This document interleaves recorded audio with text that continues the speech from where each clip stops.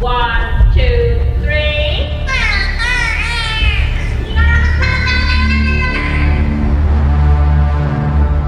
Hello, friend. The Mystical American Patriots Society is transmitting to you from our secret ice fortress and laboratory high in the Swiss Alps. This is a variety program for normal sandwich-eating Americans with some concerns about living in a deranged, post-Christian technocracy. Keep your third eye on the sky and your ear to the ground as Sumo and Smokestack direct your attention to a higher dimension. Are you ready? Stand by.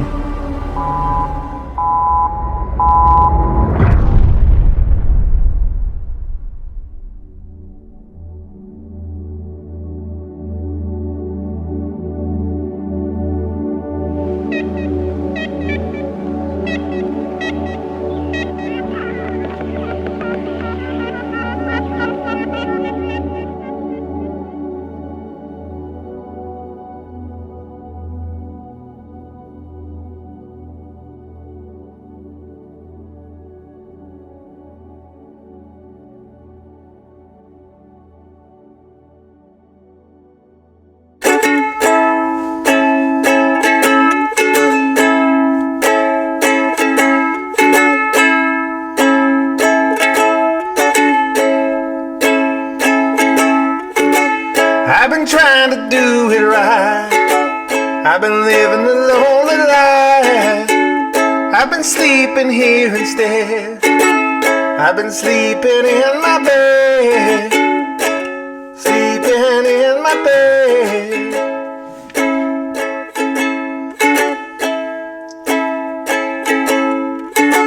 So show your family all the blood that I will bleed. I don't know where I belong. I don't know where I went wrong, but I can write a song.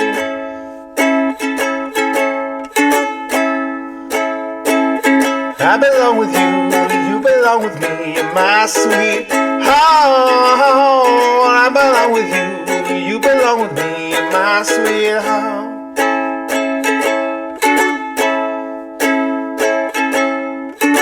And I don't think you're right for him. Think of what it might have been if we took a bus to Chinatown. I'd be standing on Canal in Valerie.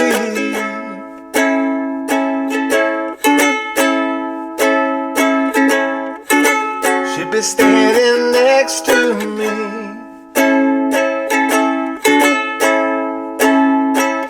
I belong with you, you belong with me, you're my sweet home. I belong with you, you belong with me, you're my sweet home.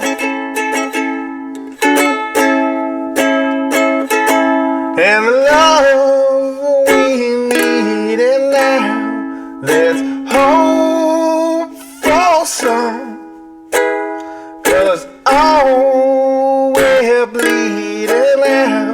I belong with you, you belong with me, you're my sweetheart. Ho hey, ho hey, ho hey. Ho hey, ho hey, ho hey, ho hey, ho hey, ho hey. Good morning. Everything is full of gods. Good morning. Everything is full of what? Gods. Oh boy. Everything is full of gods today. Hello. We're gonna get all schizo this morning early. Well, it's not schizo. It's not schizo so much as you might think. Oh, okay. I don't feel like people appreciate the level of professionalism I bring by doing that with the amount of feedback I have in my audio equipment. You just cut through that distraction like a samurai. Just like most people could not speak with the level of feedback that I have at all times, much less see. You know, there's a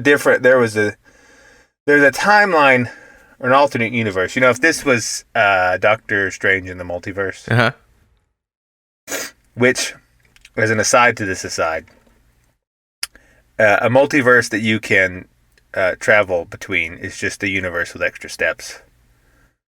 It's annoying that they use the word multiverse, because if you can go between it, it's still the same universe, right?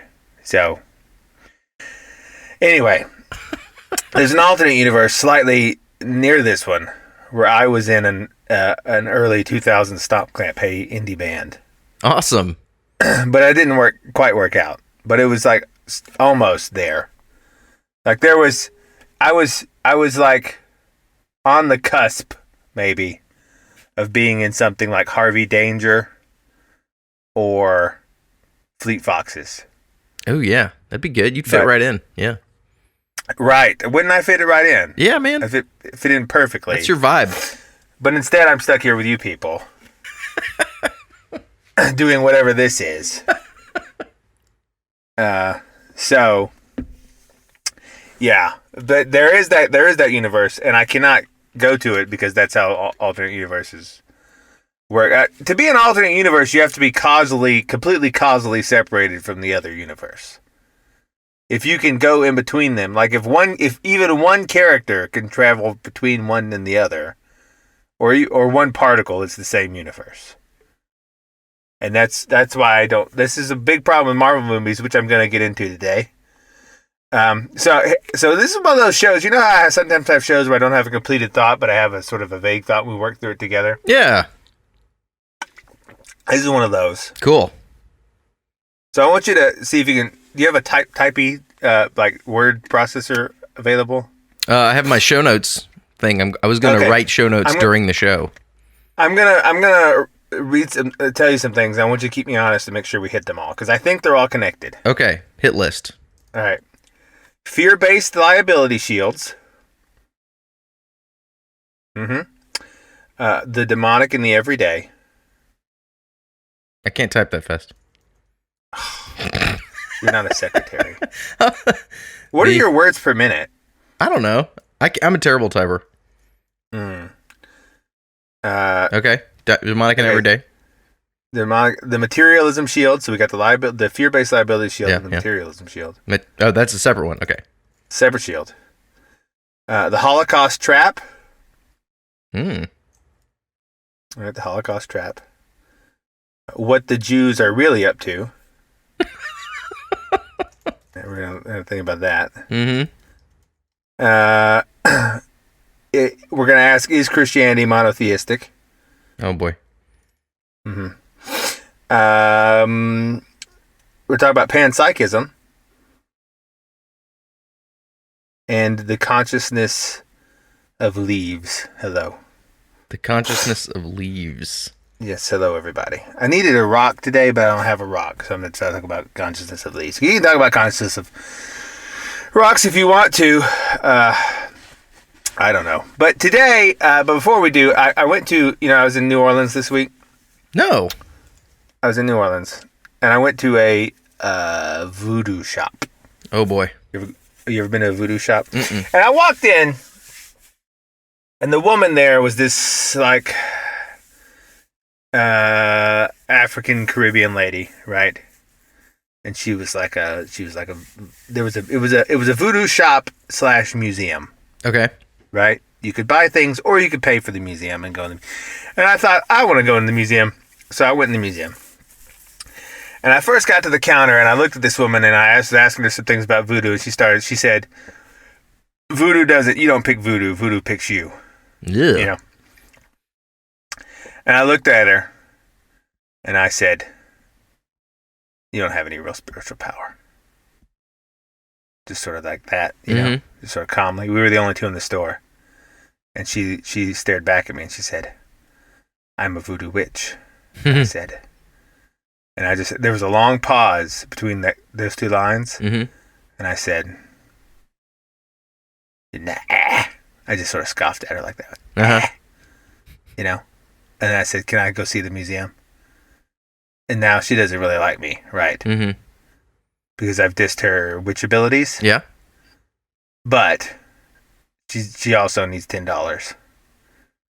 So she says, reluctantly, yes. And then I go back there, and there's a bunch of, I don't know if you're familiar with voodoo. It's the same as every other witchcraft practice in the world, which is that it operates on mirrors and sex and masks and other various rituals. to invoke spirits. Okay. And they have all these signs up like, hey, there are spirits here, and stuff. And I could feel a little bit of the spirits there, Like you're not supposed to touch anything, but I would pick up like the skulls or whatever. And when you did, you'd feel a little bit like maybe a little bit of a something in the room being like, hey, put me down. Don't touch that. It's mine. And when I pick it up, I'd go, shh, shut up. And I'd sit it back down. Because I'm not afraid of no ghost. That's good. I believe in the ghost, but I'm not afraid of the ghost. I don't think that they have any power over you unless you submit it to them. Seems like a pretty good place to land worldview wise. Right. And so when the little spirits in the room would tell me things, I'd be like, shh, just like that, audibly, and the other people in the voodoo shop would look at me funny. Yeah. Because I'd pick up the thing you weren't supposed to pick up, and I'd go, hush, and then I'd sit back down. And there was this, she would give you this piece of paper when you went in, right? And she said, if you write down a wish on it, it will be part of our voodoo rituals, and we will try to make it come true for you. And so all throughout the museum, in these various little dishes and idols and stuff are in incense bowls and whatnot. People have rolled up like bills, dollar bills, as I guess an offering, along with their paper wish that she's given them, right? And so I wasn't really as interested in what was going on with the voodoo stuff because it's all the same. Once you've seen it once, you've seen it all. Like if you've seen an Irish witch, you've seen a voodoo. It's the same thing. They're the same species. And all they're arguing about how they're not is just the narcissism, minor differences. But so what I was interested in is I went through and unrolled everybody's wishes. Oh no! Just trying to read them because I wanted to know like what people are asking the spirits for. Okay. And yet again, I am so black-pilled, I guess you would say. By people's lack of imagination. Did people just ask for money? They just ask for the most generic things. Like one of them was like, or almost all of them were some form of like, for a good life, like very, very general and vague. Okay. Good life. Or some people get slightly more specific and be like, help me with my good health or a good career. Mm-hmm. But it was just like good and then some noun. Okay. Like life, career. One guy was very direct and he wrote good sex. It's like, well, at least that's something specific, like vaguely. But I was really hoping to find more like curses. Like I wanted someone to be like, please kill my Aunt Becky. Or, I don't know, please make Tom's hair fall out or something. Please make, something a little nasty, right? But I didn't find any of that, and I unrolled maybe 1,000 prayers to the voodoo gods. I was there for like an hour just unrolling things, and she looked at me like, what are you doing? And I was like, I'm investigating. And I didn't see anything, and so I wrote on my little piece of paper, a blue elephant by recording time. Right, because I always like to give them a real challenge. Like when people are like, "I have occult powers," I like to give it a specific where it cannot be attributed to anything else. Right, if it happens, and then a time frame. Like I'm not gonna be like a blue elephant at some point in my life. Right, because I have to share this with the show. Right, and it didn't happen, obviously. Didn't have any. There was no blue elephant. Like I would have accepted a little figurine of a blue elephant that just came to me. Right. Or something. But there was nothing like that. They utterly failed. The voodoo spirits completely failed.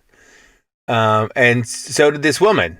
And she just but the amount of people there that were sort of like like ooh and ah, you know, and like we're purchasing little charms and stuff. Like it was so ridiculous. Because I'm not superstitious, although, you know, I have all this stuff I talk about on this show. There's a difference. And I was like, this woman is taking chicken legs, like chicken feet, and painting fingernails on them so they vaguely look like distorted human hands, and tying them to like hex feathers. And then this is a market. This is a market. And when you take that with like cryptocurrency, the economic idea that human beings are rational actors falls flat on its face. Yeah. It's completely, and that's why the economy never works like they think it will. I wanted to get the lady to give me a crystal ball session, but she wouldn't. You already dissed her. I already dissed her. That's true. But I wanted her to give a crystal ball session. Have you ever had a crystal ball session? Negative. It's almost now. There are a few actual psychics in the world who can read your mind or the future to some degree. Of that, I'm convinced. Most of them, though, are just experts at cold reading, or not even experts. They just read a book about cold reading one time, and they do it. And I was fairly convinced that's all this woman was going to do, and I was going to laugh at her about it. You know? Yeah. But I did feel like I felt like instantly when I walked in the store, I assessed her you know, the color of her aura, and I realized that if me and her met on the spiritual plane and did battle, it would be no contest. And I think she knew that too. That's why she wouldn't give you a reading. Yeah. That's why she wouldn't give me a reading. I think she knew that too. I think that every spirit in that store was sort of afraid when I was in there. So that's what's been going on with my life. That and my neighbor had a kid living in his house for the past 2 weeks he didn't know about. Well, that's an interesting situation. Yeah, it was one of those things where, like, you know, have you heard about the people who they like live in your attic and you don't know about them? I mean, I've heard stories like that. Yeah, I have heard stories like that too, but it happened to my neighbor, and that was crazy. Did he know the kid? A 16-year-old runaway kid who had been living in the attic of his house for like 2 weeks. Whoa! And he didn't know. He was just trying not to be homeless, I guess. But, you know, he and his wife go out every day to do the work thing, right? And so apparently this kid would come down and get just tiny amounts of things from the back of the fridge and eat them, and they didn't really notice. But anyway, this day, like 2 or 3 days ago, he came back for lunch in the middle of the day, unusually. You know, and there was like a sandwich on the counter, and he was like, oh, that's weird. I wonder if, you know, my wife, let's call her Sandy, left the sandwich out. You know, and then that's not like her. And then he walked around and the TV was on. He's like, she doesn't watch TV in the morning. And then he heard the toilet flush upstairs. Uh-oh. And he was like, So he went and got his gun. And he just sat at the bottom of the stairs with the gun pointed up the stairs. Because eventually that's the only way down, right?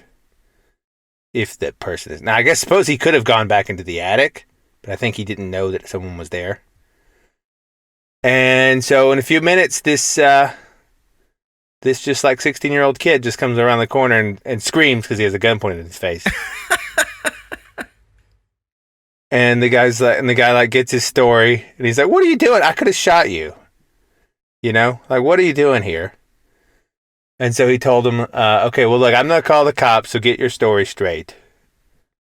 You know, and if you need me to say anything, then I will within reason to help you with whatever you need. But you can't live in the attic.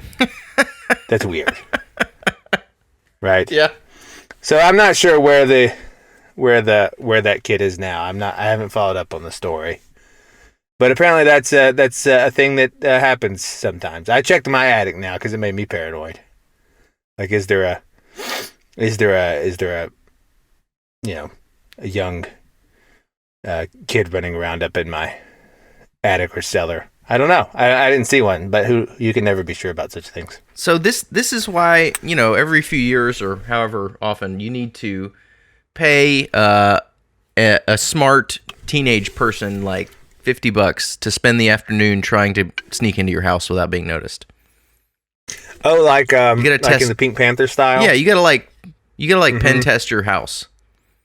I agree with you. I that was the best scene in the Pink Panther movies, is when he would pay that guy to attack him at random. Yeah. Sort of like that. Like, we should all be doing that. I think most people's houses are very breakable intoable if you are trying to do so. Oh, dude, yes. Most people's houses, like a deadbolt on your house door, but when you also have that little window to the side of the door, is the dumbest thing. Yeah. If someone wanted to get in, they just break the glass, reach in, and undo the deadbolt. Yeah. So you got to have a key. The fact you that got to have doesn't a key. happen proves that America is much safer and more high trust than people believe. Oh yeah, still is. Absolutely. It's still, America is still like way more than Brazil or something, right? America is still, for all of the people's concerns. Even the idea architecture of our houses proves that people are pretty honest.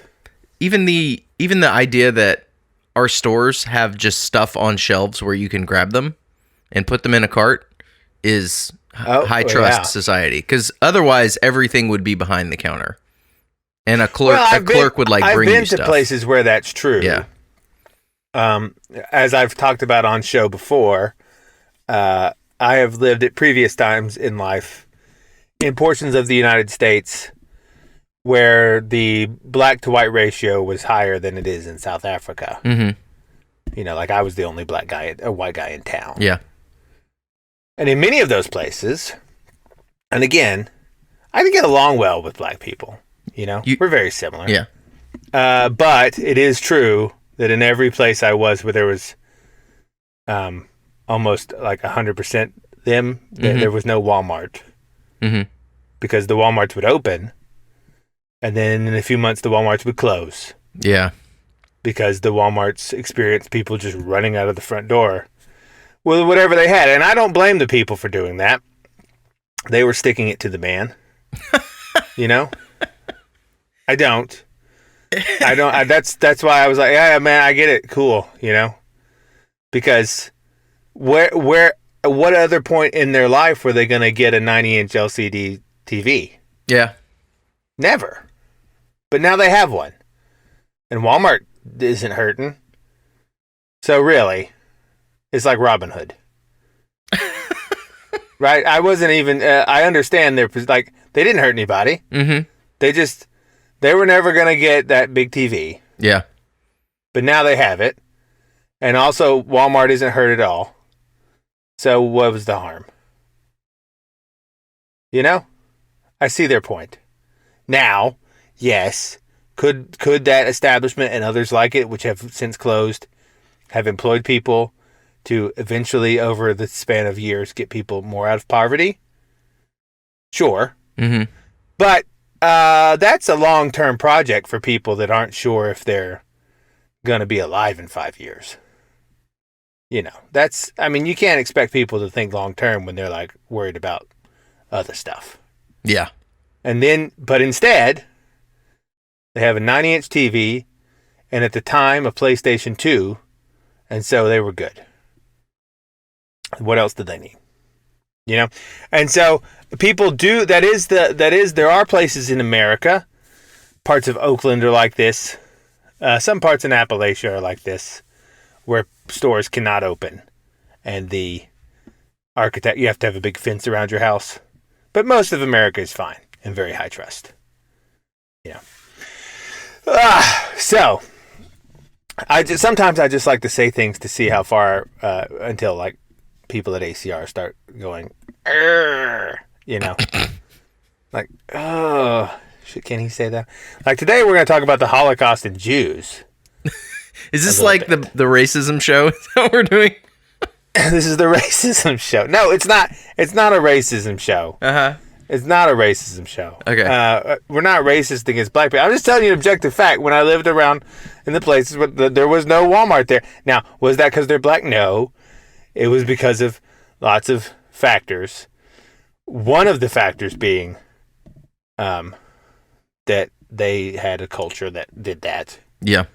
But it was just, because then later I worked for a company that installed audio equipment, and we installed audio equipment in a church that took over the abandoned Walmart. Mm-hmm. And then 5 months later, I did it for a second church that took over where that church went in the Walmart, because that church had to close because they'd got all its speakers stolen. Right? So I'm just telling you the objective facts of the matter. Sure. Right? I think those are called hate facts. Well, but see, it's not hate facts, though, because it also happens if you leave anything in your car in San Francisco, it will get stolen, and often by a white person. Yeah, true. It's not a race. It's just like there are areas where this sort of spirals. Mm-hmm. And no, you don't understand the rules. It's okay to talk about people stealing from your car in San Francisco, but you cannot say it about people in Chicago. It's different. Well, one is hate facts, one is regular facts. But I do understand the facts because the Jews are up to something. I understand the rules. Okay. Right? The Jews, we're talking about what the Jews are up to. All right. And this is something, so this is the fear-based liability shield, which is something that Owen talked about this week. So I listened to a bit of Owen, I listened to a bit of Peugeot, I listened to a bit of Lord of Spirits, listened to a bit of David Chalmers, and I was listening to them and I realized they were all sort of talking around the same subject, which is what I'm going to try to get to, although I haven't crystallized it yet. Okay. But what the Jews are up to, here's the thing. The Holocaust is a trap, and I don't mean you get stuck there in the Auschwitz camp. Mm-hmm. I mean, people try to... So the Holocaust occurred, I think. Mm-hmm. But I also believe it has been extremely politically warped for political purposes in the ensuing 80 years. Yeah, okay. Right? Mm-hmm. And I think, I don't think people were made into soap. That's silly. It's hard to make people into soap. What about lampshades? But no, I don't think so. Because see, here's the thing. It's one thing to have a camp where you kill people. Mm-hmm. Okay? That's not too difficult. Need some fences, a couple beds, for in between you kill them, some guards, some bullets. Yeah. Or some starvation. Pretty standard. To make a lampshade, though, right, you need an industrial setup. You have to really, the Nazis would have had to been hey, what if we made lampshades out of them? Right? And then maybe some of them were like, yeah, that'd be awesome. I'd love to read a book through the skin of a Jew. Right? Or whatever. But then you'd have to be so dedicated to that idea that you thought this is a great idea for a year and a half while you set up all the factory equipment to make that happen. All of us have ideas about things we might like that happen, right? But then you have to really, really think it's a good idea worth doing to go through the process of actually doing it. And think about the amount of steps involved in setting up a lampshade factory next to Auschwitz. Especially when your economy is collapsing and government and you're in the middle of a war and you're like, hey, listen, we need wire makers to make a wire frame for lampshades. Right. Like, what? And a couple of tanners to make leather. Huh? And we need it to set up, that's a whole factory business you've got going there. You need to be employing 300 people with their machinery beside to make the people. And it wouldn't, no. And soap is even worse. Soap is so, there are regulations on that for one thing. Can you imagine the red tape? The biological hazards you'd have to deal with. Mm-hmm. To make people into soap. That's a whole thing. So I don't, And this is why, but see, that's why those sorts of stories are why we still think of the Holocaust and we don't remember or even care about any of the other genocides in the world. Yeah.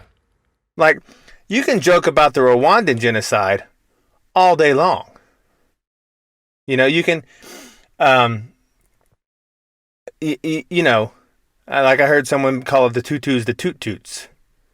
Because he said they were, they pooed themselves all the time. Oh, no. While they were, you know, and no one cares. No one cares about the Rwandan genocides. No one cares about the Armenian genocide. Yeah. No one cares about any of them. And it's because, and you can just imagine the Rwandans being like, why doesn't anyone care about us? Why are we did all the killing and we do not get any of the sympathy benefits. And the Jews are sitting there in the corner like, you got to sell it, baby. You got to sell it like a movie. You got to have piles of shoes. You know? And so they're just, it's this marketing campaign attached to a genocide. Mm-hmm. Okay? Now, is this the fault of the Jews? No. Right? Is this the fault of the Jews? No. It's the fault of some Jews, but then other Jews circled the wagons around them out of fear, forming a liability shield. But the thing is, everyone else does that too. So before we talk about what the Jews are up to, let's learn about what the Americans are up to. All right. The Americans are up to a lot of things. We're up to a lot of things, right? So 9/11 happens, right? Building fall. Okay? What becomes the collective mentality of the Americans after that happens? Fear all the time. Fear all the time, and also revenge. Mm-hmm. And a complete disregard for any scope of measure or like appropriation in response. Or what our society is going to look like when all this is done. Right. And so, after it came to light that we not only were doing all the things we were doing, but we had like Abu Ghraib, and we had Gitmo, and we had all these places where we were doing torture to people. Horrible, horrible things, right? Most of which, a lot of those people had no evidence that they were terrorists. They were just, maybe they were Muslim in the wrong place. What did people say that? Well, listen. You can't make an omelet without breaking a few eggs. You know? And if that's what it takes to secure our freedom, I mean, look, there's casualties in war. You know, accidents happen. You can't have a war without innocents getting hurt, you know? And we need to, and it would eventually spiral to the point where they were being like, and if we have to nuke Baghdad to save one American life, then it's worth it. And people really said such things frequently. And what happened is, now, you see all that happening, right? And you're a guy in Iraq, you're an Iraqi, or you're an Afghani, and you see American vehicles and planes and soldiers with American flags on them bombing your country, blowing it up, shooting people. And you say, why are they doing this? And you go, because of Osama bin Laden. And then all of them, like 99% of all of them in the country go, who? Yeah. Osama bin Laden. Exactly. What is that? Is that a country? What? Yeah. Yeah. Right? And they go, no, because of 9/11. And they go, what? I heard goats. What are you talking about? I don't have a TV. And they say, oh, some people flew planes into their buildings, mm-hmm. and they fell down. And they go, really? That's horrible. And you go, yeah. Were these people Iraqis? Yeah. They go, were these people? No, they weren't Iraqis at all. Well, no, what they would sort of say is like, well, that sucks that Iraqis did that, but that's like a couple of crazy Iraqis. We didn't do that. They go, oh, well, they weren't even Iraqis, though. Yeah. They go, oh, they were Saudis. Yeah. And They one said, of them oh, worked why are they for the here? CIA for a long time. Yeah, and Osama bin Laden was a CIA asset. Yeah. And they go, what's a CIA? They have no idea. Now, you take that guy and you show him all these things, and then you can very easily understand how they could be sold on the idea that America's the great Satan. Yeah. Right? Because just imagine if 14 American guys went to China and committed a giant terrorist act. Mm-hmm.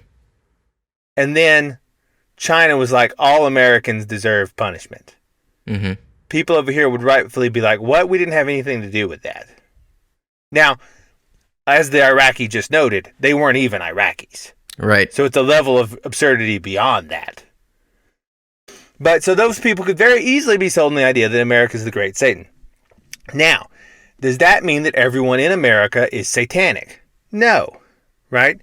But all of the fear following 9/11, where they're like, they hate us for our freedoms. They're going to come over here. They're going to blow you up when you go to Walmart. Or you go to the movie theater. They're going to gun you down. There's going to be a suicide vest at your kid's school. All of the fear and the fear and the fear. What happened is evil people like Bush and McCain and so forth and so on did their evil things. And then, out of fear, and tribal identity, America rallied around its worst elements to protect them because they felt if we don't, the terrorists are going to win. The terrorists are going to get us again. And so all the horrible things that we did, that America did, people rallied around and defended. Like, we have to have Gitmo because otherwise there's going to be another 9/11. Right? And so all of these horrible things, and that is the same spell, and it is a spell, it's a magic spell, it's a trick, it's an illusion, that the Jews are under with the Holocaust. Because most Jews really believe and are terrified of being turned into soap. Yeah. As wild as that sounds, right? They really believe that a substantial portion of the world populace is secretly a Nazi. They don't proclaim so openly, but secretly is a Nazi, just like Americans thought all the Muslims were secretly terrorists, right? For 20 years. Mm-hmm. People, and still. They secretly believe that most of them that they're secretly Nazis, and that 30% of the population at any given time would be in favor of turning them into soap if only they got the opportunity. And so, when someone like George Soros gets up in the World Forum and does horrific things, they rally around him because they think, well, if we don't all stick together, we're going to be turned into soap. And when someone like Spielberg, who you could make a good case that he's a pedophile. Yeah. And has done so and has made it pretty explicit in his movies that they rally around that. And they rally around the other Jew in Hollywood that forces actresses to watch him masturbate into a ficus plant. Right? Which is what Weinstein did. He did that? Yeah, that was his whole thing. Oh, man. And they protect their worst elements out of fear that if they don't stick together in their tribal identity, they will be turned into soap. But see, that's the thing. And people say, and you bring this up, and people are like, are you anti-Semitic? And you're like, no, this is a human trait that everybody does. The Americans arguably do this worse. I mean, what the Americans have been up to in the Middle East is far worse than what the Jews have been up to in the Middle East recently. Now, they do work together, Right? But this is the same reason that a lot of Jews like work for the ADL and these things where they ostensibly care about minority rights and stuff, which is fine. But then they turn a complete blind eye to the treatment of the Palestinians in Israel. Like, which is, it's pretty bad.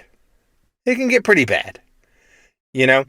And they do this because out of that same issue, like, well, if we don't stick together, they're going to turn us into soap or blow. And that's the same thing the Americans did over terrorism. It's the same thing black people do.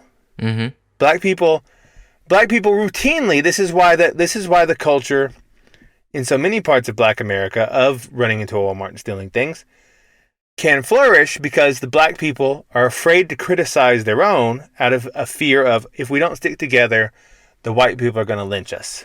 Yeah. It's the same spell operating on everybody at all different levels.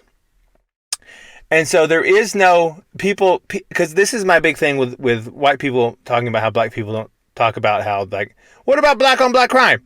And the black people ignore that and just focus on like the times the white cops shoot black people, which is a valid point.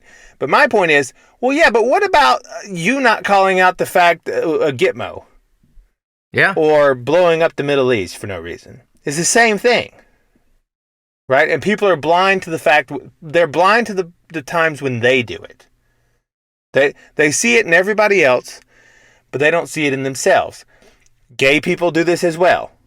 Gay people are like, this is a big part of the whole LGBT thing around abortion, is they feel like a lot of gay people, if you ask them privately, are against abortion. They think it's wrong. A lot of people are. But they say, well, but if we give any ground on sexual morality laws, then eventually I'm going to be given a gold triangle on gold star or pink triangle or whatever they gave and put into a camp. You know, it's the same fear. If I don't rally around the worst elements of my tribe and protect them in a liability shield, then I'll be gotten. Because if they divide us, they conquer us. Right? And that fear, which is in almost every case an illusion, it's not real, enables almost all of the worst things in the world to happen. And so when people talk about the Jews are up to something. What they're up to in Israel is a big something. And it can be argued it's very unjust what they do to the Palestinians. And what some of them are up to here, although as I've said before, a lot of them are not actually Jews. They just claim that moniker to get the Jews to rally around them and be like, don't criticize him. You know, like so many people that run companies claim to be Jews, and they're not, in my opinion. But they just do that to take advantage of this very phenomenon. They're not dumb people. They understand this principle. And so the Jews are up to something. But the Americans are up to something too. And so are Black Americans. And so are the gays. And everyone's up to this same fear-based liability shield. And if you remember how we talked about consent harvesting on one show, this is like guilt harvesting. It's a similar mechanism, but slightly different, because you give your not consent, but assent to whatever evils your group is doing. And so therefore you join into it a little bit. Like, Gitmo we need Gitmo. Definitely. You know? And then it's a little bit your fault. Not much, but a little bit. You do become part of the great Satan. You're at least not gonna do anything to oppose it. Right. And so this is why, like, people, you have to point it out. You have to see it in yourself so that you can point it out in other people. Like, if you just come on and you're like, the Jews are doing this and this and this, you may be saying true, like what they're doing in Palestine is, but it is perceived as just you hating the Jews. Right. Which isn't fair, but it is fair because you're being a hypocrite and you don't see that in your own people group. Right? But everybody's doing this, and everyone should stop. Because that's how the world spirals into hell very rapidly. You just have to be like, no, that isn't right. We're not going to do that, and not be afraid of like being attacked. Everyone's feared of attack because you have. So here's where we get into the other parts. This is where it's connected. Okay, so inside of you are all sorts of personalities. And they come out in different times in different ways. Like we all have different desires, different... you just imagine how different you act with one group of people than another friend group. Some people are not very different, but a lot of people have very different... There's different in-jokes. Yeah. Different behaviors. Different cultural references. Right? Inside of you, there's all sorts of different little personalities. And one of the personalities is like you have the desire, and personalities and desires. Like you have a desire for food, you have a desire for sex, you have a desire for safety, you have a desire for self-protection. And if these things are not ordered properly, one comes to dominate the other.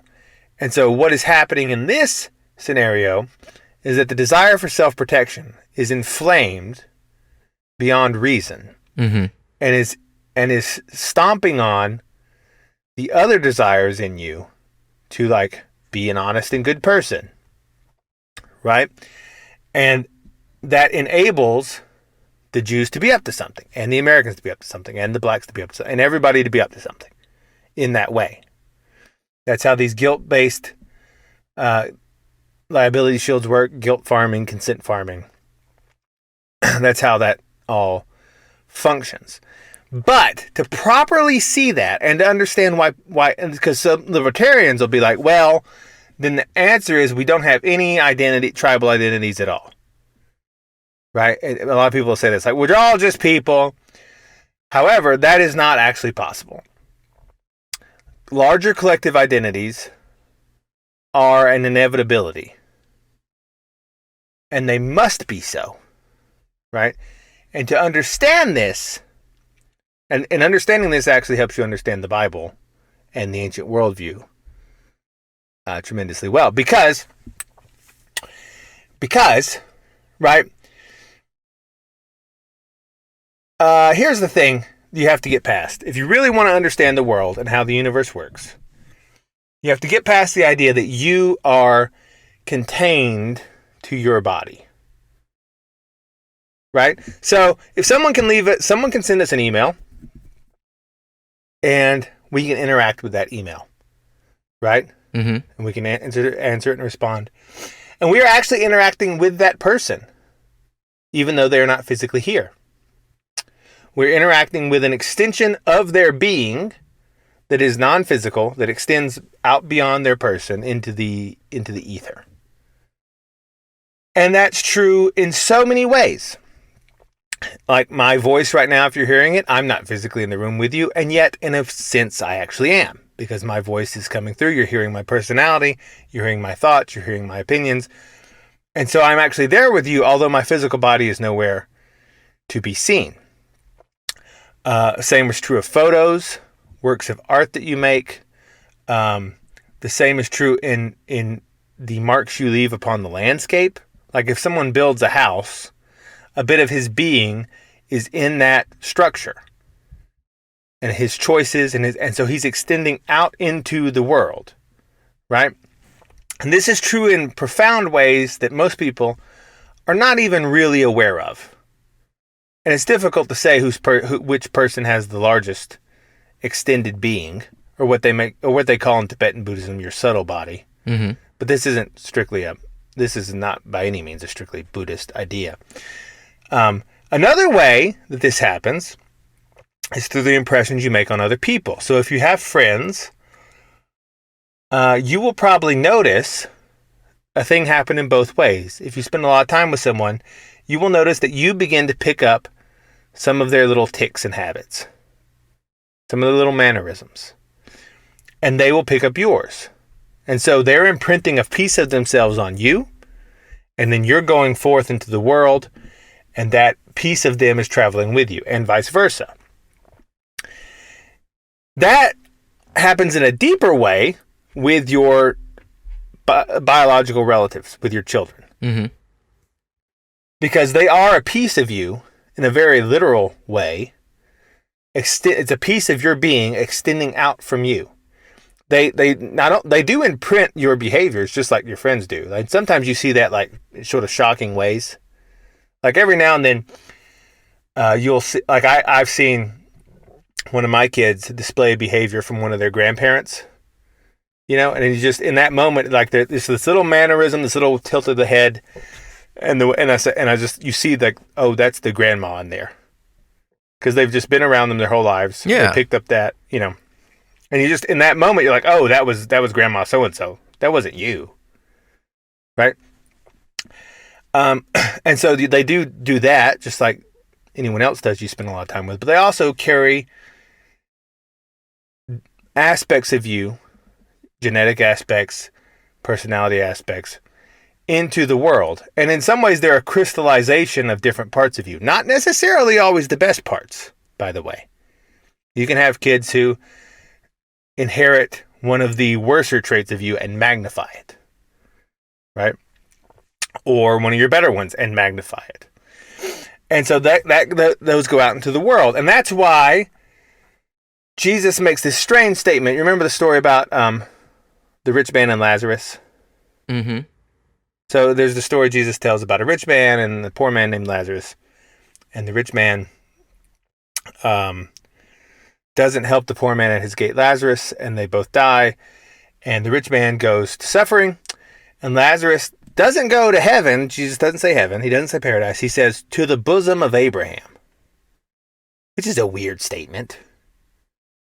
You know, at first glance, I don't know if I want to go to the Abraham's bosom. That's strange. But what that is it's a return, because that man, in the ancient way of thinking, They were both Israelites, children of Israel, who was a child of Abraham. And so they were returning, they were extensions of Abraham, and they were being gathered back to their original source in death. Their souls are gathered back to Abraham, to the heart of Abraham, the bosom from whence they came. Which is why people were identified as their lineage group. Like an Israelite was a child of Israel, and someone from the tribe of Asher was a descendant of Asher. And this is how most of the world, until very recently, conceived of itself. Yeah, it's as some lineage of some patriarch far in the past, just extensions of that person into the present. In fact, like many times in the Bible and other ancient literature, when two nations go to war, they don't say, and the kingdom of Jacob went against the kingdom of Zerubbabel. Mm-hmm. They just say Jacob went to war against Zerubbabel. Yeah. Because it's an extension of this. Those people are still alive. Their being exists, although in a less contained way than it does when their physical body is present. Right? And so you're not as contained as you think you are, but also neither is anything else. Like a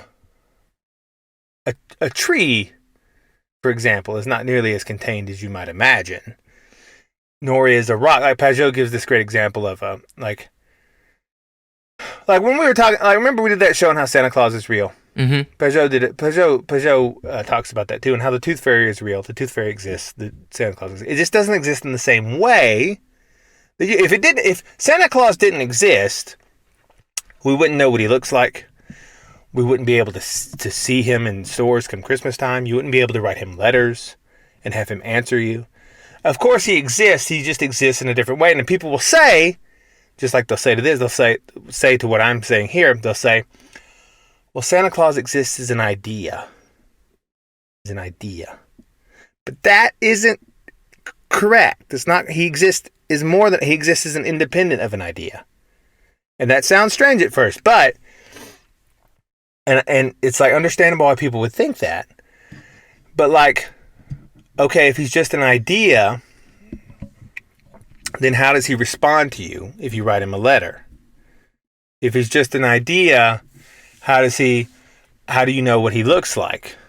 How do you know his clothes? How have you heard his voice? If he's just an idea, right? And so they think, oh well, he doesn't exist in the same way a rock does, this is part of the materialism shield. I'm going to get to in a little bit. A rock,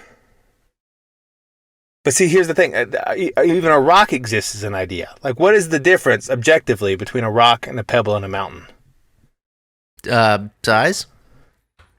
Right, but where's the line between them? Oh, man. Right, that's sort of an idea. Yeah. Like, there's no reason that you couldn't consider them all the same thing. Of different, like, so the rock itself exists as an idea. Mm-hmm. First and foremost. Because all these things we talk about existing are categories in our heads before they're anything else. And so these identities, these larger tribal identities must occur, and they always will, because you actually are extensions of other people. And you feel that innately. Now, I believe, and I've made the case before, I think at least on the Gum Road show, that people get confused about who they are. But nonetheless, the knowledge that they are part of a larger thing can never be stripped away. So you could tell them, like I think the whole classification of being white is dumb. Mm-hmm. Just like the whole classification of being black is dumb. Here's a thought experiment.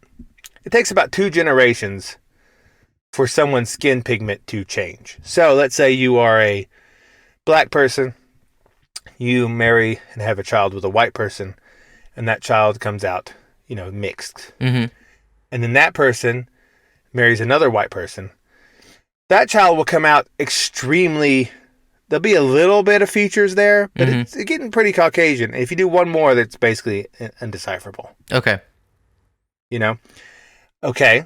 So 2 or 3 generations, you've gone from black to white, or you can go vice versa. And so if you subscribe to the normal way of thinking about things, you outgroup your own grandchildren. You outgroup your own grandchildren, exactly.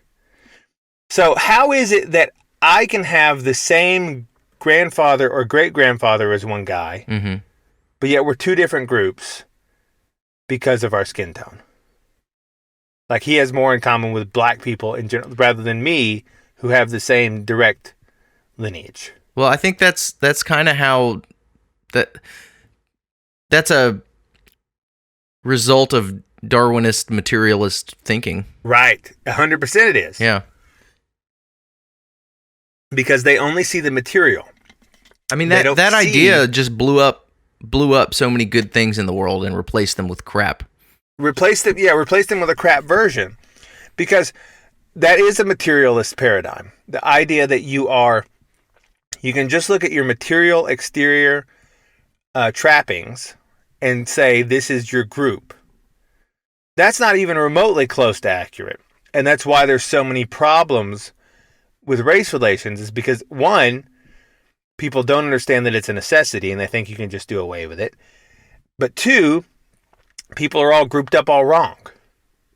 Like as I've mentioned before, like in the Bible, like the Israelites were probably multiracial because, there was but anyway, but they consider themselves, by our term of race, but they consider themselves one race. Right. Right? Because they were a race meant the same as like a lineage, a genetic line, or a bloodline, really. And so that sort of thinking, like the idea that I'm part of the same bloodline as Vladimir Putin just because we have the same skin tone is ridiculous. Right. It's totally incoherent. And what you said about the whole fear-based liability shield concept, the fear is what makes people accept these crap dysfunctional ways of identity. Like, yes, white and black and red and yellow are really kind of crappy ways for human beings to understand who they are and have an identity on the earth and in history. Resolution understanding possible.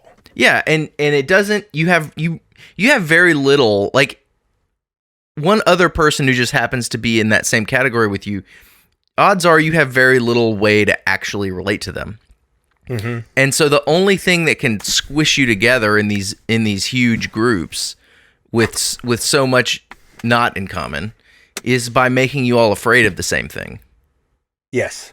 And so it's like the fear holds that whole system together. Yeah, like speaking of New Orleans again, the idea that I would be in the same group as a French person is appalling.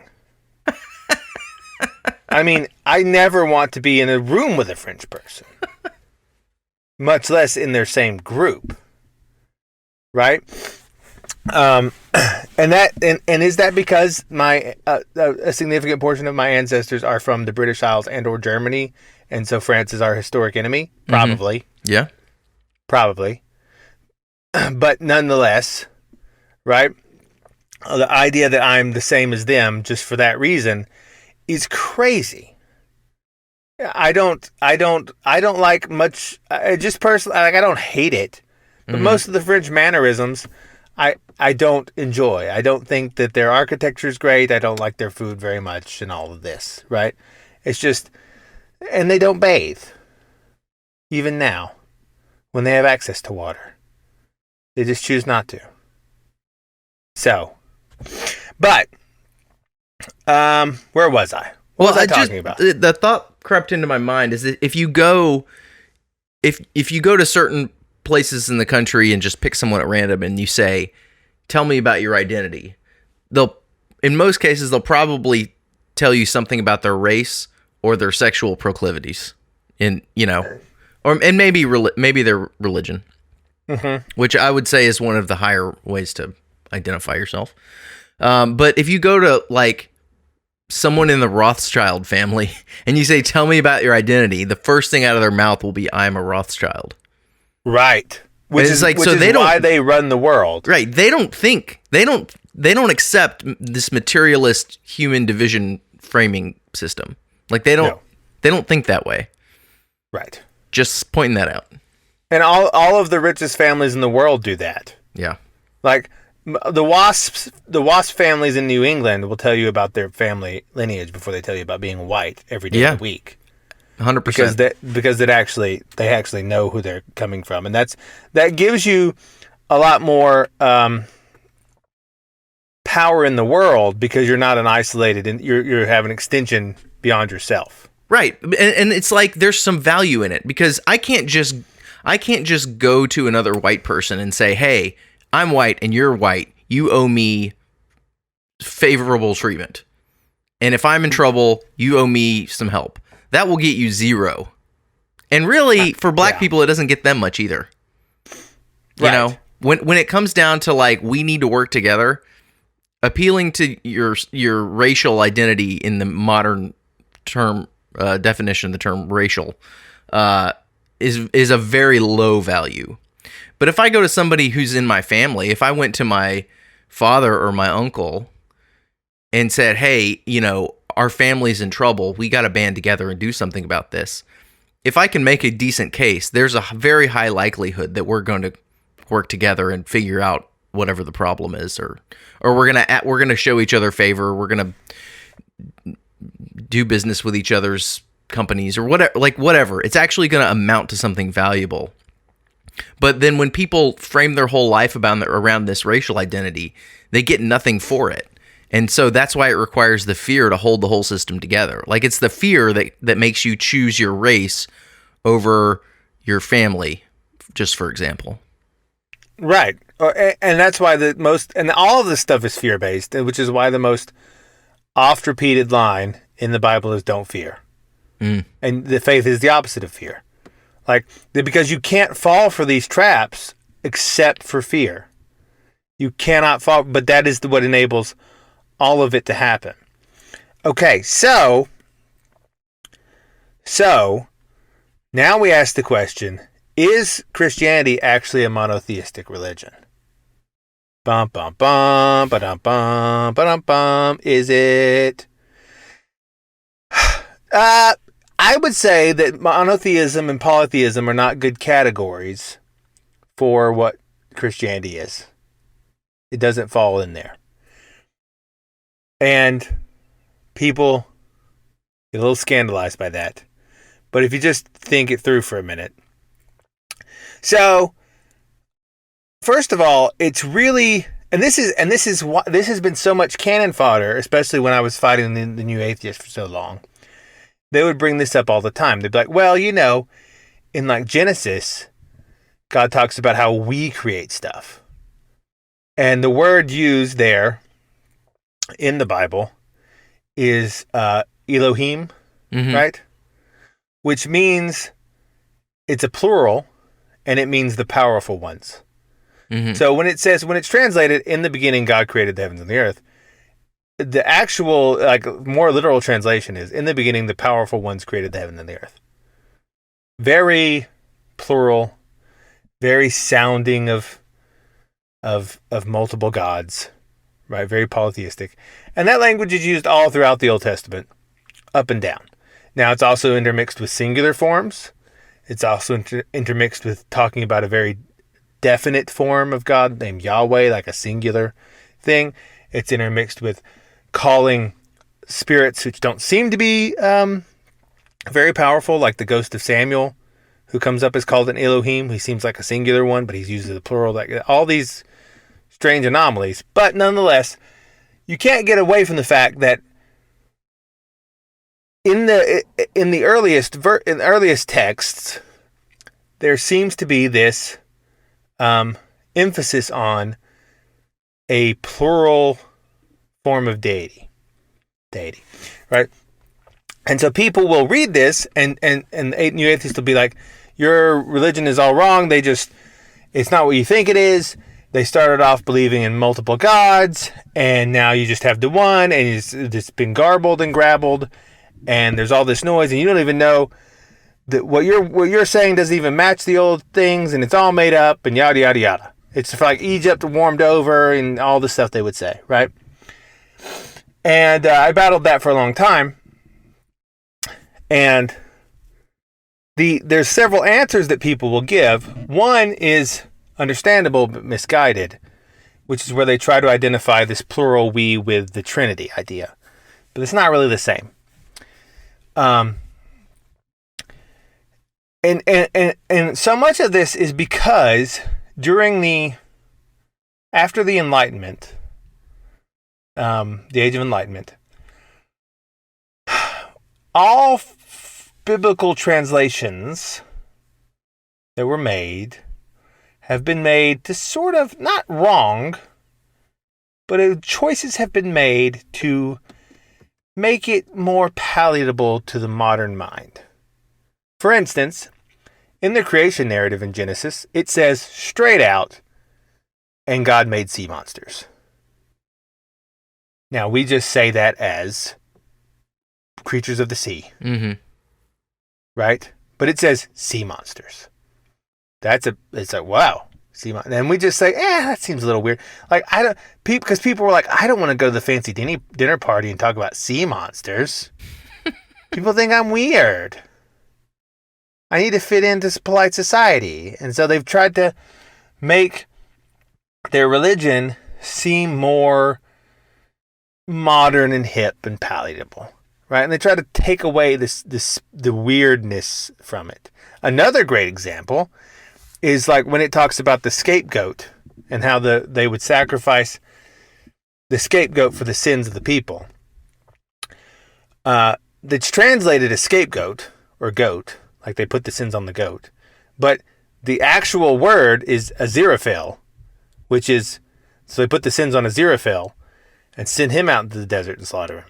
And Aziraphale is one of the demons one of the Enochian entities who comes down in the book of Enoch and has intercourse with people in exchange for technology, and is bound beneath the earth until the end of time for his punishment. So if you actually read the untranslated, they say, and they put the sins on Aziraphale, and then you're like, but then you pick up your King James Bible or your Catholic Bible, and it says, and they put the sins on a goat. Big difference. Now, it was a goat, right? But symbolically, ritualistically, it was it was a demon locked underneath the earth forever and ever until the end of time. And so all this weirdness in the Bible has been sort of whitewashed away. And these translations we've made to sort of make where all these plurals are, it survives in a few places where it says, let us make man in our own image is one. It survives in a few places, but mostly all of these plural forms have been translated as singular and just God and whatever. And this leads to a bunch of weirdness. Like there's a book out now called something Out of Eden or blah, blah, blah, by this guy who has ran with this fact and is claiming that the creator gods in Genesis and in Babylonian tales are actually extraterrestrials who you see, and it goes on to all these weird New Agey places and these UFO places, right? Right. A very popular stance that a lot of people take. But, and this is a problem because Christianity has lost its knowledge of what it actually thinks. And this is why neo-paganism is on the rise and why you have sympathy for neo-pagans, because they understand that there is actually a multitude of spirits in the world. There's a huge, as Thales said, Thales is the first philosopher. He preceded Socrates by many years. The first philosopher we have record of in ancient Greece. We only have fragments of his statements, right? Most of his stuff is lost. Mm-hmm. But he said such great things as the way up is the way down, which is very true. You can never step in the same river twice. Again, nailed it. And his most famous, everything is full of gods, right? Because he understood panpsychism. And panpsychism is the Western term for not quite animism, but this idea that everything has a consciousness. And the consciousness is pervasive throughout the universe. And we have, are you familiar? I'm going to butcher his name.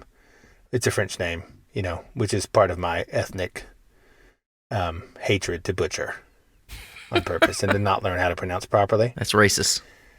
Right. René Guénon. Guénon, I think. Guénon. I forget. Guénon. Guénon. Yeah, René Guénon. Mm-hmm. The thing is, I only read these people. And I don't listen to the names being said ever, so I have to just sort of make them up myself how they're pronounced. Yeah. René Guénon. He was a French occultist for a while, and then he became a traditionalist, and eventually converted to Islam. And he wrote a bunch of interesting things. Some of it is like meh. Some of it's, I think, flat out wrong. Some of it's really good. And one of the things he wrote is that he had a theory that materialism, following the Enlightenment, was a shield against the world of the spirits. Mm-hmm. And that it worked. It works. Like, man used to see little gnomes and fairies behind every bush. And jinn and kami everywhere. Right? And that they were dangerous. And you had to work with it. And you had to appease them. And like all these things. Yeah. Or they might get you. But then we constructed a worldview to shut those out. And it succeeded. And it also did, as a side effect, shut out things like the miraculous and people's spiritual abilities and spiritual gifts. Well, that's the source of the whole movement to sort of miracularize, to take all the miracles out of Christianity. Yeah, and like reframe movement. Everything to make it materialistic, philosophical sort of worldview rather than a spiritual religion and truth. Yes. Exactly. Materialism was being like Oedipus and blinding our own eyes, our spiritual eyes, so we could no longer see all these things around us. Mm-hmm. And it succeeded, right? But René said that materialism had built a wall around us, but that wall would not hold forever because the forces outside of it are too great. And so for a while, like in the 17th century and the 18th century, they didn't believe in any spirits at all. Like people in the 1800s were more materialistic than you or I today. Now, they just put a little bracket around God and Jesus because that was their religion. Mm-hmm. And they're like, oh, these spirits are okay. And then we'll think about them, I guess. But the rest of them is all nonsense. And so that's where this modern idea of like, because they wanted to maintain their religion and their ability to like have an afterlife and everything, but get rid of all the spiritual stuff also. They wanted both things. So they worked out this little truce. They said, okay, we'll put Jesus in a little bracket here.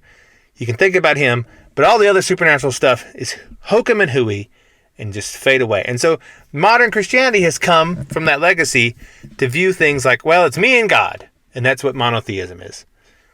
There's God up in heaven and there's me down here and us. And then, yeah, here we are, you know, and that is so anomalous to how people before that would have conceived of the world that it's hard to describe, because what Renee said is the wall will break, but when it breaks, it will break at the bottom first. And all of the lower spirits will come up through first before man again has access to the higher ones. And I think that we're seeing that exactly so. Right now, the dam of materialism is bursting. And it's bursting from the bottom, and all of the most wicked and evil spirits are coming up. Yeah, that's where you get things like transgender children having mutilating surgeries. That's where that is coming from. Because this is not... what we're going through now is not anomalous at all. Like all of these weird sexual... people did such weird things. Like in the Voodoo Museum, they had all these paintings of these weird sex practices. People did such weird things to try and invoke spirits in the past. Mm-hmm. It is mind-boggling. And so all this stuff that people are doing now is by no means historically unprecedented. It's just we're not used to it because we were living in a world where we were shielded from the spiritual realms that is now falling apart. And so that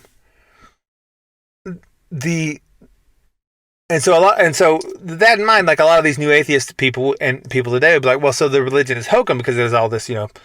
But the actual view, which the ancient people held. Now, Jews no longer think this in reaction to Christianity. Same with Islam. Judaism and Islam went into true monotheism, where there's only really God in heaven. And yeah, there's an angel maybe somewhere, but we don't really think about it. And in reaction to the Christian worldview, which was the same as the more ancient worldview, which is that, yes, you're here, and yes, there is, in the highest of highs, God. But in between there and you is a myriad of mediating spirits. And it calls them gods. And you can call them gods now if you want to. It's fine. That's a biblical language. In fact, Jesus himself uses this term about us. He says, "Has it not written that you are gods?" Talks about us that way. And so and that's because when you have this idea of consciousnesses must, if you think about it for a minute, your consciousnesses must stack up. They have to stack up. And so as they stack up in higher and higher collectives, they form what is essentially a principality or power, or all these things that are referred to as angels. Like and here's a good way to help you with your conceiving of marriage and stuff. Like a lot of people, they read like the man is the head of the household. And they think, oh, that means I need to be dominating my wife and like beating her down and stuff. That is referring to the man as the principality of the household. And a principality is the principle which binds the unity together. So, like you might consider America is held together by the principle of Jeffersonian democracy. Mm-hmm. That's what unites us all as like a thing. And so regardless of who the leader is, regardless of what the laws particularly are, regardless of the situation, that principle, a principality is just a principle that holds a unit, a larger unit together. Like your own person, I can look at you and I can say, I can look at you, Tom, and I can say, and I can say you and refer to your whole. But even though inside of you, like we said, there are all these various wills, desires, urges, personalities, all sort of inside you. They are nonetheless self-contained. They stack up to a person, to a you, right? And that is how everything operates. And as you get larger and larger, these consciousnesses stack up to form larger and larger intelligences which operate in the universe. And that's why I think you can see this first if you go smaller. Like people are like, oh, well, like that's not true. But like one, as I said, you can see the multiple personalities that exist within yourself. But also if you're outside yourself, if you go down to like a rock or a leaf, if you think about it if you look at a little seed, like take a dandelion seed, right? You know, the little things that when you blow on them, they make little umbrellas and fly around. Mm-hmm. Does that have a will? Does that have a desire? It's at least got a purpose. Yeah. And they move around too. They have locomotion. And they go places. Now, you might say, oh, well, this is the wind pushing them around. But that's the same as just saying, oh, it's just your legs pushing you around. What they do is they use that is their purpose. That's like what they're doing. That's how they chose to move. Well, yeah, it's like you're separating the thing from the thing that moves it to turn it into a inanimate object, but all that's predicated upon how you divide up reality. Exactly, which is how materialism works. Is it divide like a leaf blowing across the yard? It's designed that way to catch the wind. It's supposed to move around. Well, it's like if you divide a human being up into, cells and molecules just bumping into each other and reacting with each other, then you could say that, does the human being have a purpose? Does it have a consciousness or a will? No, it's just they do the same thing to us. Which is what stupid Daniel Dennett does. Yeah, the thing they did to the dandelion seed in the wind, they do to the human being. Which is why you can make the case under this rubric that a fetus is just a clump of cells. Right. Yeah. Because there's no unifying principle. It denies all of these things. But they operate nonetheless. And they vie for, and here's the thing, here's what the demonic is. The demonic is when they vie to be for attention outside of their place, which is how, as we said earlier, nations fall under these spells of being up to something. Like the self-defense one, which is valid, gets inflamed. Mm-hmm. Right? And so you can think of how the desire for sex gets inflamed and makes people do things they should not do, like cheat on their partner or watch pornography, all these things, right? Mm-hmm. And it's like think about it if you're trying to diet or if you have a troublesome child. Mm-hmm. Okay. It's the same thing. It's the same exact thing, and it's at every level. It's also if you have a troublesome element of your population. It's also if you have a troublesome species. Everything is everything. Okay. So if you're trying to diet, and you see, I don't know, cheesecake. Mm-hmm. Okay. You see the cheesecake. And you're like, on some level, no, I don't want that. I'm not really even hungry. I don't want it. I just shouldn't have it. And yet your belly's like, feed me the cheesecake. It's another part of you, right? There's a conflicting desires, conflicting wills, conflicting personalities inside you that are arguing about what should happen and which should predominate. And you can do one of two things.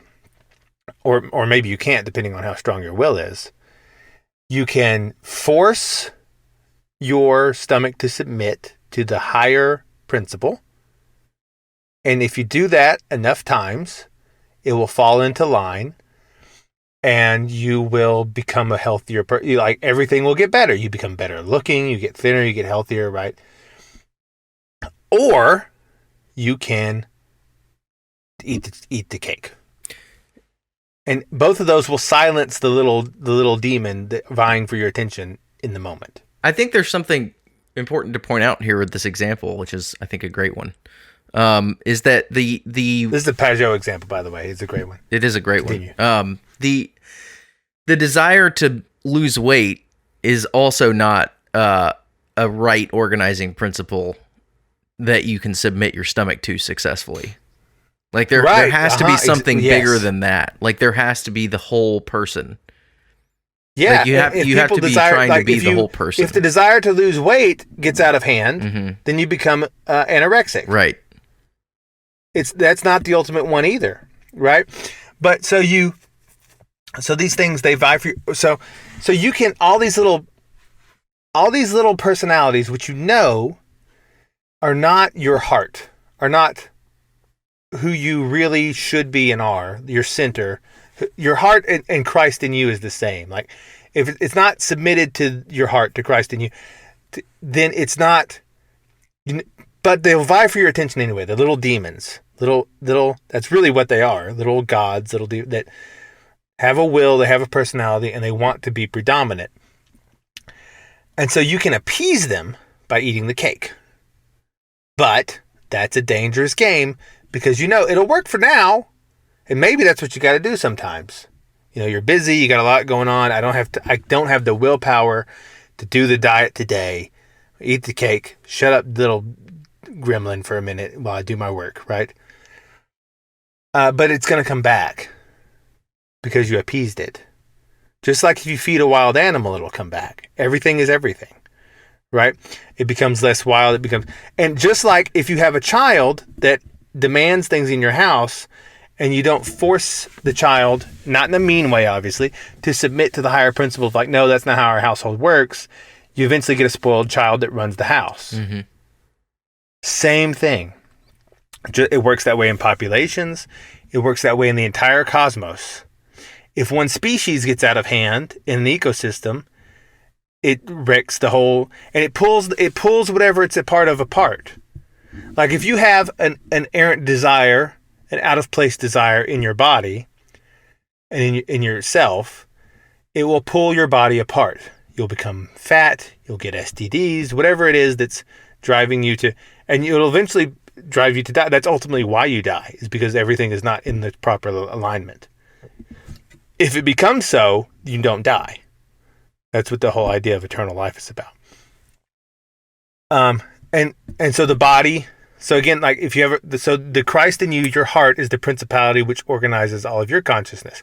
But then, like, the consciousness of your family, right, is also pulled apart if these little bits are not in the right order.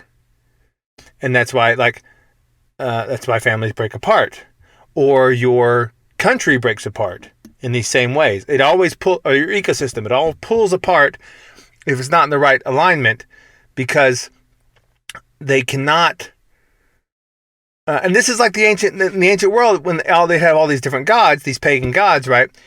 They always had to be fighting all the time, because, like, Mars is not the central authority, and neither is Venus, but they're both vying for it.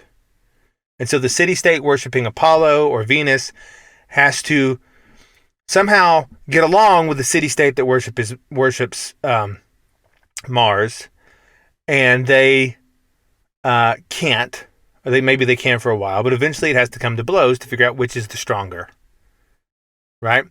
And that's the whole history of the ancient world, is these spirits outsized vying for other things. Now, and so the actual sort of biblical view is that these consciousnesses stack up all the way to God. Now, is that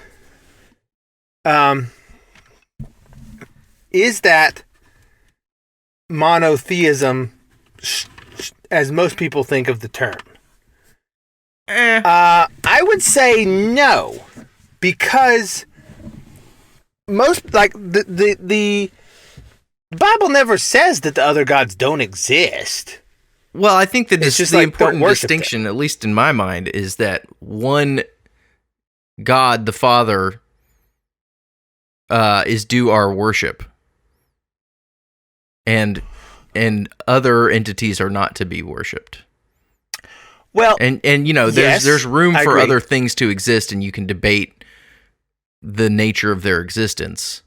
But there is one Creator God to whom we should worship. I agree with you. However, a lot of what, and this is really the root of like the whole thing of like praying to angels and saints and stuff. It's like what so what constitutes the worship? Like you can interact with them, the other spirits. Like you can talk to angels. You can talk to all the different spirits, and they can answer you. Mm-hmm. Sometimes in a very physical way. And that's not bad. It only becomes bad when you treat them as the end in themselves, which is basically what you were saying. They're not the thing that you point yourself towards. Well, see, I think okay, I would disagree with you on this. And this is the nature of my broad disagreements with a lot of Catholic theology. Sure. Is that while I think most Christians would say it's incoherent or it's nonsense to think that you can interact with the saints or Mary, I wouldn't say that it's incoherent or nonsense, but I would say that we've been generally instructed not to, and we've been given specific instructions on how to pray and who is our mediator, and that mediator being the risen Jesus Christ, who sits at the right hand of God the Father. And so, well, sure, but can you ask other people on earth to pray for you?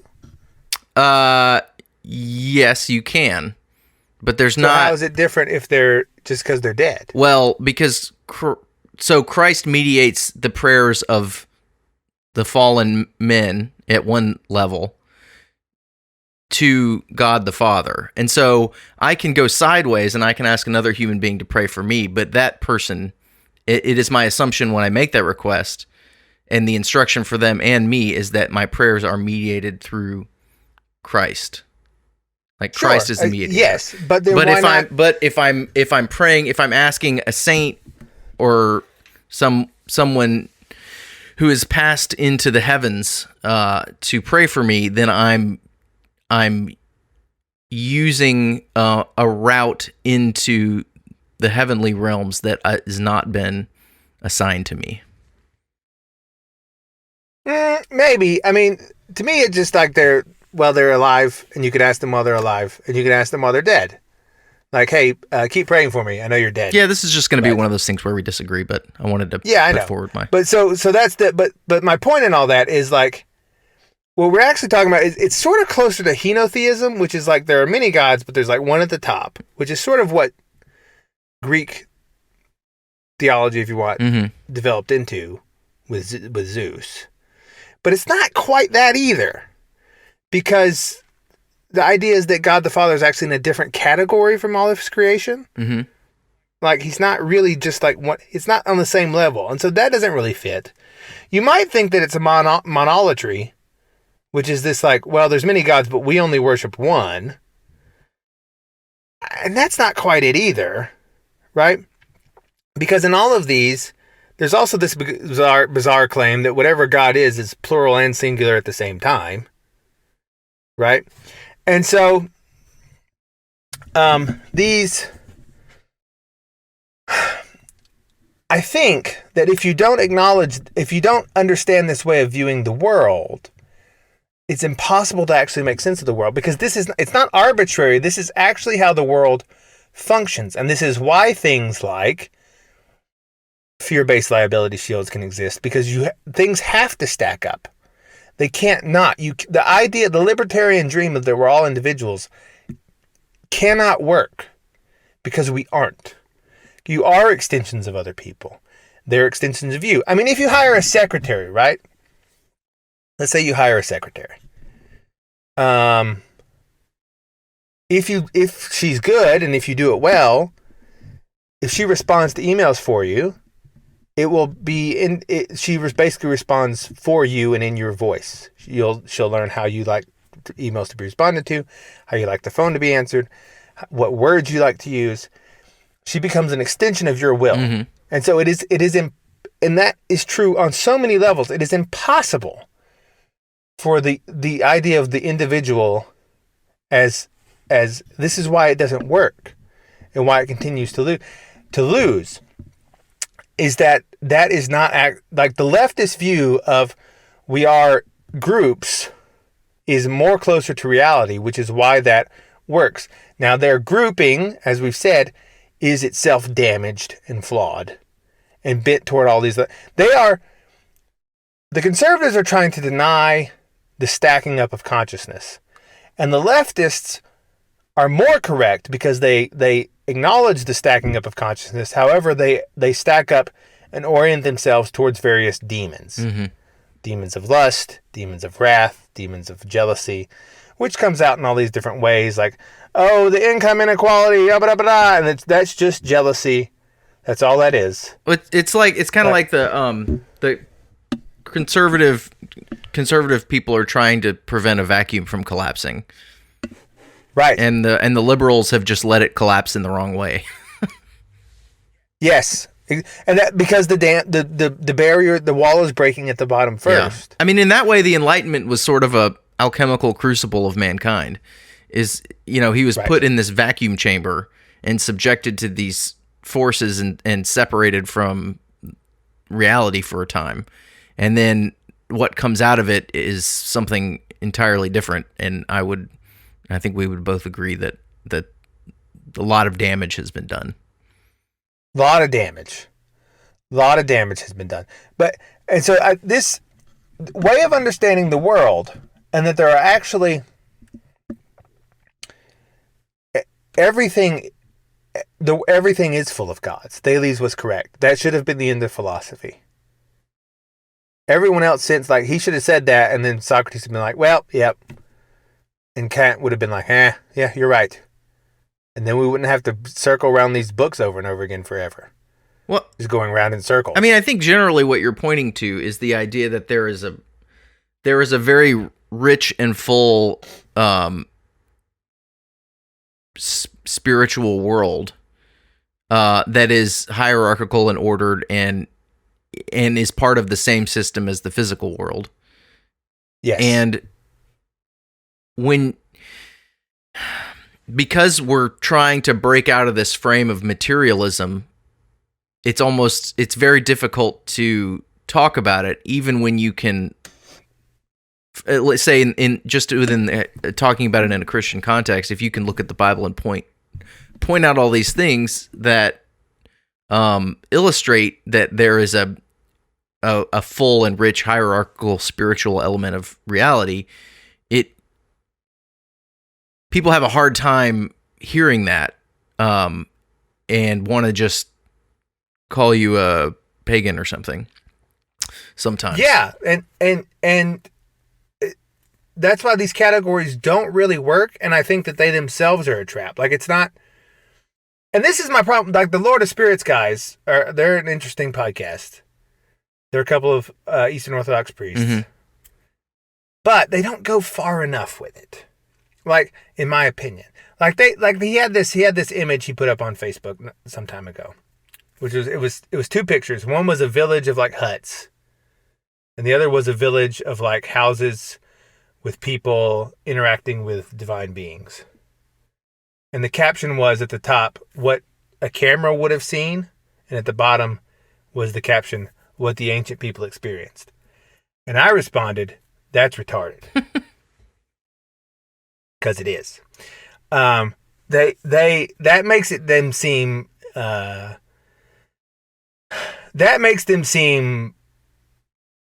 insane. And there are people that do that. Like, he's not totally wrong. Like if you go to there's accounts of Indians in the South American rainforest now who basically have that view. And there was a guy that went there and he spent some time with them.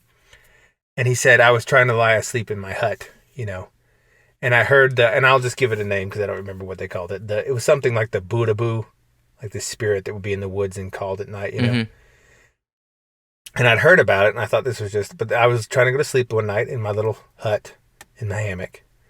And I heard the Buddha-boo, like just out in the woods. And the Buddha-boo would would from the woods scream around the camp, like all the things it wanted to sexually do to the women. Uh-huh. And he was like, and it was like, I want to rub big breasts, in whatever the Indian language is. And we can imagine like, click, whistle, click. Okay. And he goes out and he gets up and he starts walking out in the rainforest at night, following this voice. And it's like, there's like all the bugs chirping and the wind through the trees and the frogs and maybe a jaguar, occasionally roaring in the night. And he's just taking steps and there'll be long periods of this jungle silence, with all the little chirpings and roarings and stuff. And then they'll just be, your feet are so tasty! And he'd follow it a little farther. And he did this for like an hour. Till he finally found where it was. And it was this guy, from the village who he knew, named like Yarngay or something. And he was like, what are you doing? And the guy stood up from his crouch position and was like, what? But why are you out here? He goes, am I? I am. Huh. And then he just walked back and went to sleep. And he asked him about the next morning, and he was like, what was all that about? And he was like, what are you talking about? Right? And that sort of behavior, which is mind-boggling to us, and is a form of insanity, is sort of common in those places that live in the huts of animism. Mm-hmm. That's sort of like, I'm acting out the spirit in some way, but it isn't me. It's this other thing. And I'm going to put on this mask, this ritualistic mask, and then I'll become this god and I'll act it out. And that sort of stuff does happen. I mean, the ancient Greek theater was, I think, similar to what you just described. Right. It was. But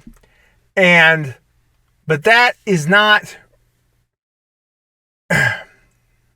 really, but my point in saying that's not like this guy's caption of his images, like that's another way to like contain them as like this little thing that's like sort of imaginary.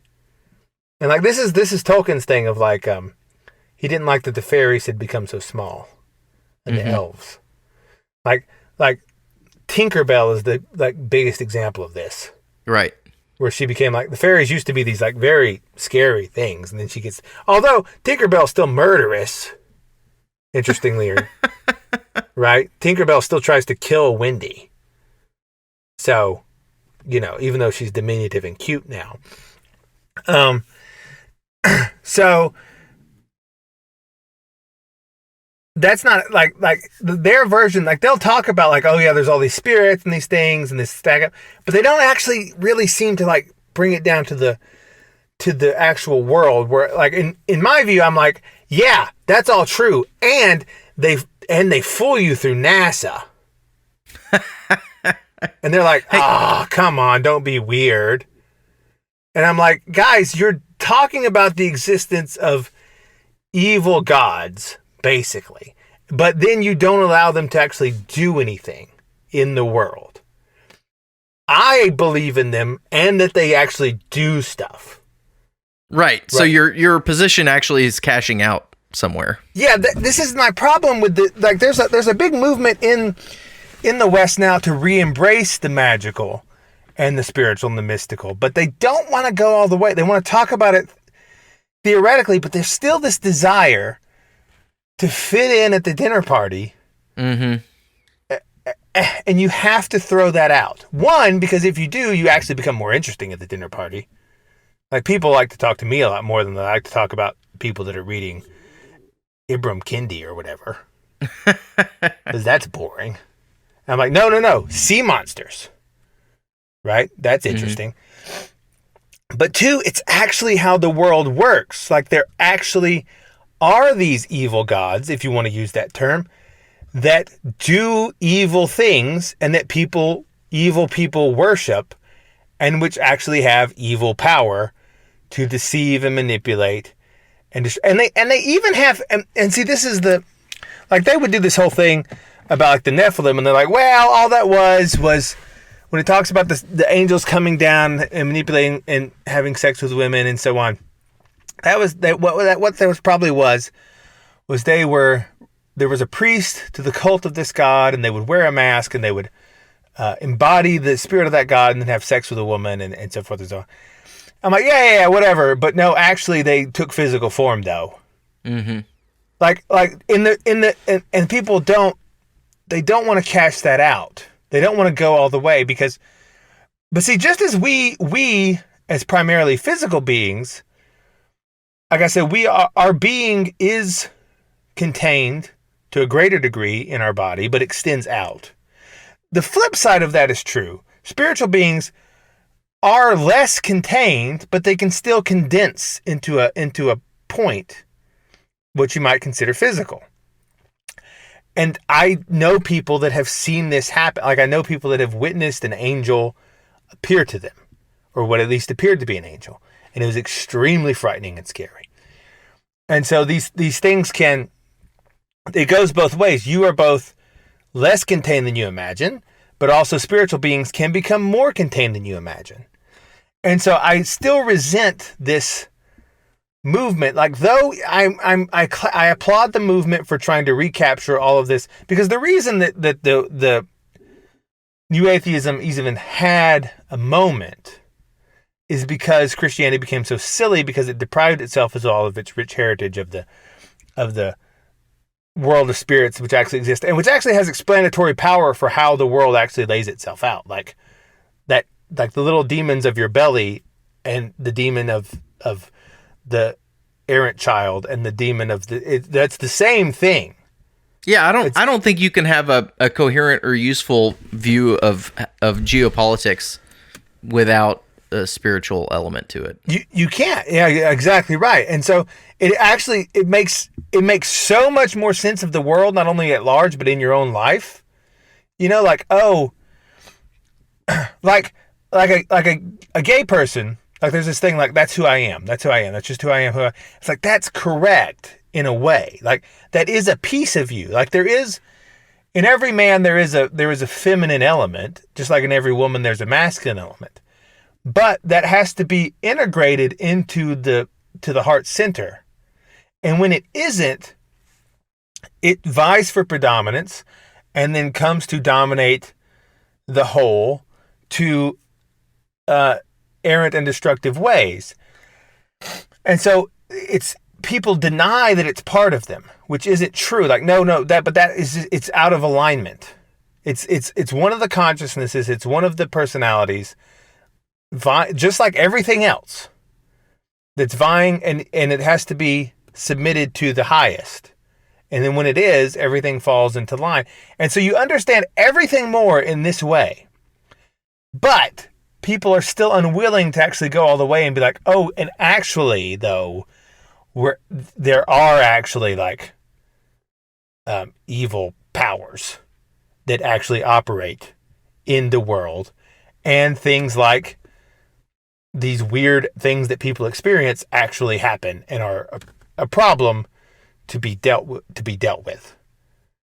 You know, and so that is what I hope we can push people a little further to recapture, because everyone has, like, so many people, though we live in a demythologized world where the bottom is cracking of the dam, nonetheless, they will have experiences. Like, so many people are like, after their loved one dies, are like, you know, they came back for like a half second and said hello.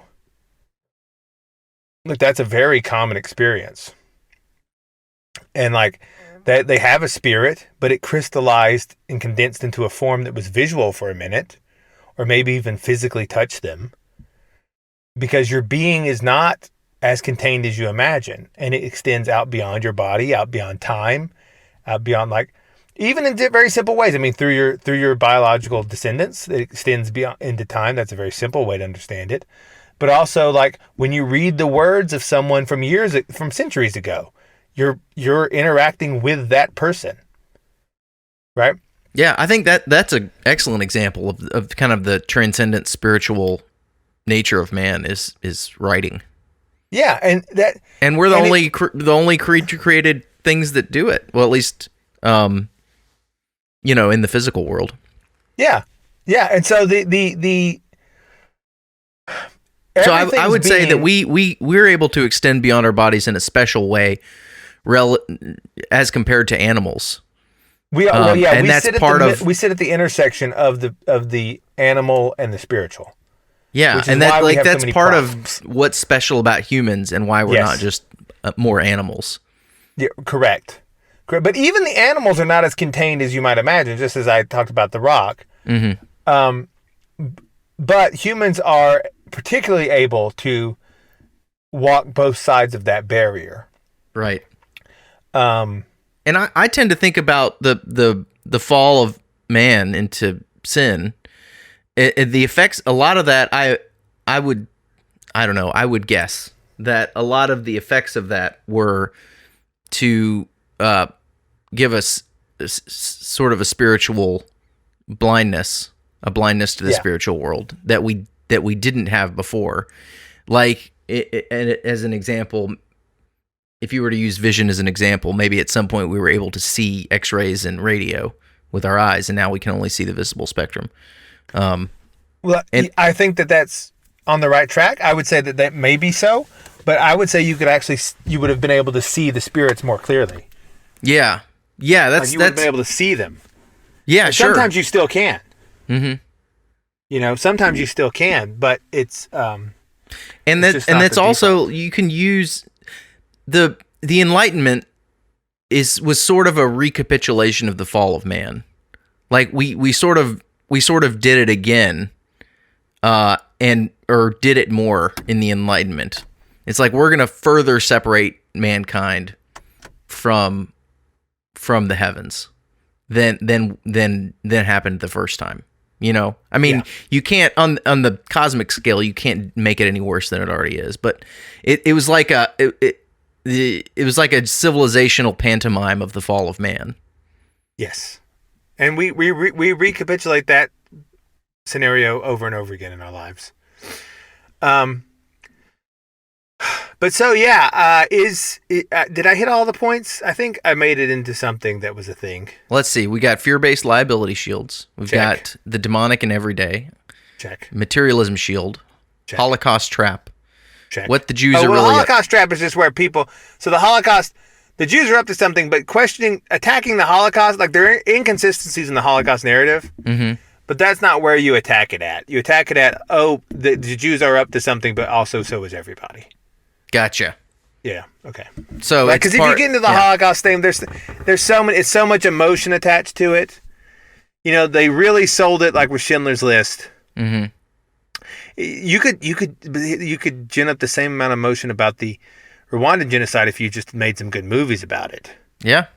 And you had piles of shoes and whatever. Yeah. But they haven't done that. Right. But that's the Holocaust trap. Okay, continue. And what the Jews are really up to.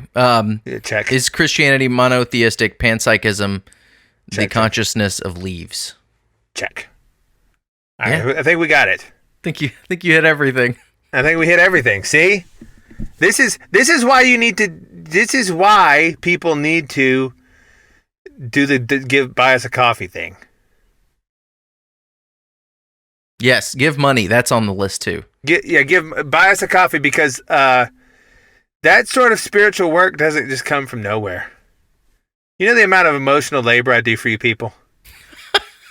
I don't think you comprehend the amount of emotional labor that I put in on your behalf. So buy us a coffee thing. You know what we need to do is just set up a Venmo, and they can just Venmo us money. Would people do Venmo? You think that would? You just flick us some People love stuff. Venmo. Do they?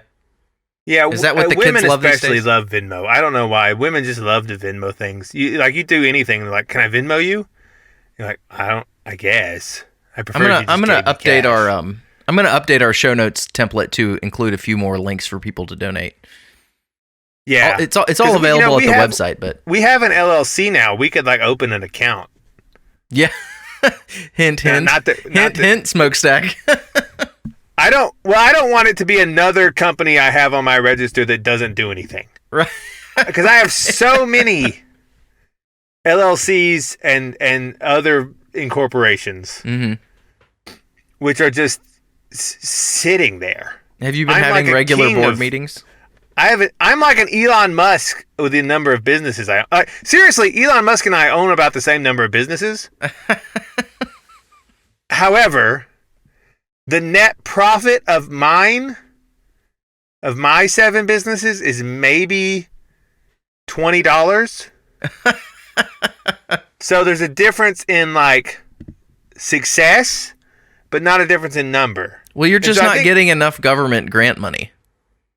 I'm a CEO on par with Elon Musk in a way, in that I have the same number of businesses as he does. I'm an entrepreneur, right? It's just that my businesses are waiting to become profitable.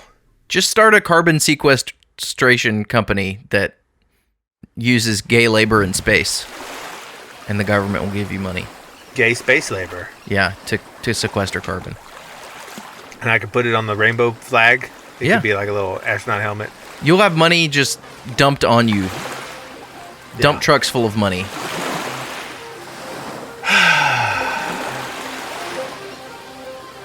Maybe. You got to dream. You got to dream big, man. I think I'm going to go audition to be in Fleet Foxes again. Go for it.